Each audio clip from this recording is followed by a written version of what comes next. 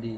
Nah, yang kedua adalah membangun politik ekonomi yang kuat dengan negara-negara lain. Nah, di mana kita sama-sama ketahui bahwa ketika sebuah negara ingin menjalin sebuah diplomasi atau hubungan ekonomi dengan negara lain, tentunya diperlukan hubungan yang kuat dan lebih stabil dengan negara tersebut. Nah, ini pun dilakukan oleh pemerintah Cina dalam menjaga politik ekonomi yang lebih kuat dan lebih stabil dengan negara-negara lain.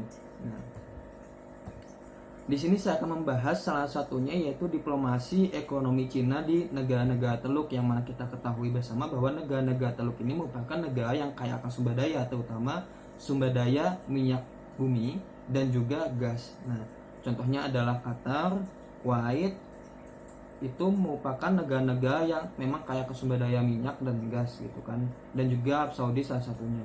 Nah, di sini Cina melakukan diplomasi ekonomi dengan negara-negara Teluk. Nah, diplomasi ekonomi Cina dengan negara-negara Teluk itu diawali dengan dilancarkannya sebuah kebijakan pintu terbuka oleh Deng Xiaoping.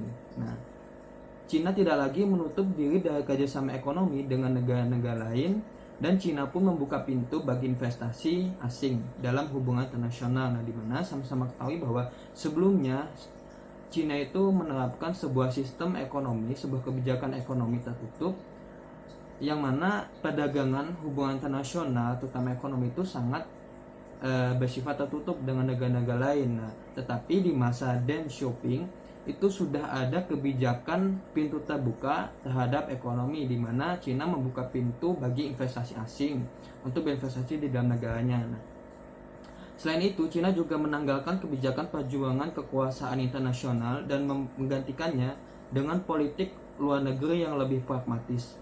Pragmatisme politik luar negeri Cina antara lain dengan meninggalkan kebiasaan mencampuri urusan dalam negeri negara lain sebagaimana dipraktikkan oleh Cina sebelum Deng Xiaoping. Deng menerapkan kebijakan baru yang lebih berorientasi pada upaya membangun ekonomi nasional Cina yang semakin terpuruk akibat kebijakan ekonomi tertutup pada masa Mao. Deng menciptakan angin baru yang dimana dalam politik luar negeri Cina, termasuk pada diplomasi Cina dengan negara-negara Teluk. Jadi hubungan diplomasi antara Cina dengan negara-negara Teluk yang tergabung dalam Dewan Kerjasama Teluk atau GCC itu baru berkembang pada awal tahun 1970-an hingga akhir dekade 1980. Nah, kunjungan Presiden Xi Jinping ke Arab Saudi pada awal-awal Januari 2016 itu memperkuat hubungan Cina dengan negara-negara Teluk, di mana dalam kunjungan tersebut Xi Jinping bertemu dengan Sekretaris Jenderal GCC Abdul Latif bin Rashid Al-Zayani. Dalam pertemuan yang difasilitasi Kerajaan Arab Saudi tersebut, Xi Jinping menyatakan kesiapan Cina sebagai pasar energi jangka panjang bagi negara-negara Teluk tersebut. Nah, menanggapi pernyataan yang luar biasa dari Presiden Xi Jinping tersebut, tentunya Sekretaris Jenderal GCC Zayani menyatakan bahwa seluruh anggota GCC berharap agar kerjasama dengan pemerintah Cina semakin ditingkatkan hingga ke Special Strategic Partnership. Ya, jadi itu tadi strategi Cina menguasai perdagangan di pasar internasional, yaitu yang pertama menjaga nilai tukar yuan agar tetap lemah, yang dimaksud lemah di sini tidak kuat dan juga tidak terlalu lemah.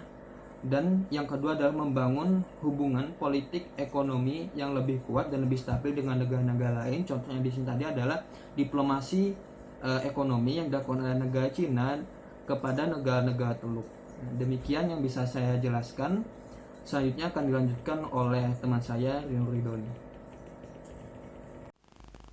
Ya, kita akan membahas ke materi bagian konglomerasi Cina mampu memenangkan sebagian besar tujuan negara ekspansinya. Oke, masuk yang pertama itu ialah sejarah awal Cina sendiri mengenai tekstil dan ekspansinya. Sejak dahulu, Cina adalah pemain kunci di pasar tekstil. Bukti awal produksi tekstil Cina adalah digunakannya kepompong Bombyx moirelti, yaitu ulat sutra yang dijinakan. Ditemukannya di Xia Shanqi tanggal antara 5000 dan 3000 sebelum Masehi. Fragmen tekstil pertama ditemukan di Yuyao, Zhejiang tanggal sekitar 4000 sebelum Masehi. Memo dari sutra ditemukan di Huzhou, Zhejiang. Datang kembali pada tahun 2700 sebelum Masehi selama dinasti Shang. Pada tahun 1766 sebelum Masehi dan 1122 sebelum Masehi, Cina mengembangkan ulat sutra. Pada dinasti Han 220 sampai 265 Masehi, Cina memulai memperdagangkan tekstil-tekstil mereka dengan pembeli jarak jauh. Perdagangan muncul sepanjang jalur sutra dan mencapai puncaknya antara abad ke-5 dan ke-12 Masehi melewati Roma dan Iran. Nah, mengapa itulah sejarah mula awal tekstil dari Cina tersebut sehingga mulai terkenal sampai sekarang. Oke, selanjutnya itu ada mulai masuk ke zaman sekarang, yaitu zaman era globalisasi, di mana seperti yang kita tahu sendiri, di zaman era globalisasi ini tidak ada lagi batasan-batasan di antara negara, yaitu dengan ciri itu tingginya pertumbuhan ekonomi itu mendorong setiap negara untuk bersaing pada era globalisasi saat ini. Nah, terutama melalui turunnya biaya komunikasi dan transportasi, karena seperti kita tahu berkembangnya internet itu mempermudah akses komunikasi untuk menjalankan suatu bisnis, khususnya dalam bisnis tekstil. Nah, itu mempermudah orang dalam mencari informasi seperti apa bahan yang diperlukan. Nah, hal ini juga yang dilakukan oleh Cina. Mereka itu memanfaatkan kondisi globalisasi ini dengan memanfaatkan teknologi yang ada, yang mengakibatkan arus barang itu perdagangan melintasi batas-batas negara itu tidak ada lagi, seperti tidak ada yang bisa membatasinya lagi lah di era globalisasi ini.